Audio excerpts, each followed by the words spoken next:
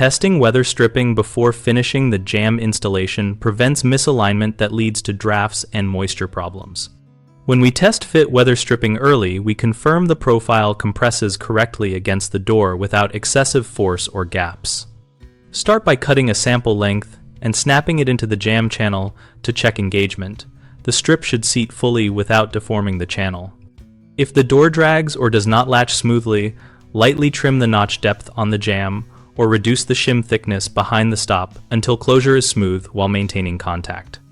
Compress the strips several times along the latch area to verify it returns to shape and seals uniformly. Replace the piece if it shows tears, permanent compression, or material separation. Always close and open the door through its full swing to expose binding points and adjust the weather strip location or door planing as needed to eliminate rubbing. Final nailing should be deferred until after these checks so you can make minor repositioning or notch adjustments without splitting the stop or tearing the seal.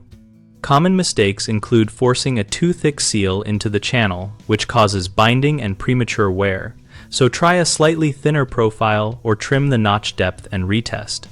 Another frequent issue is driving finishing nails before testing, which locks in misalignment, so hold off on final fasteners and use temporary clamps or screws while adjusting.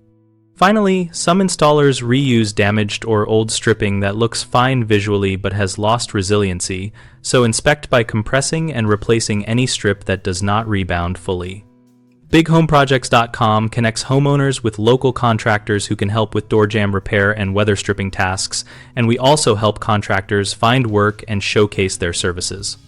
We host an active discussion community where users and professionals share tips, ask questions, and troubleshoot installation details together.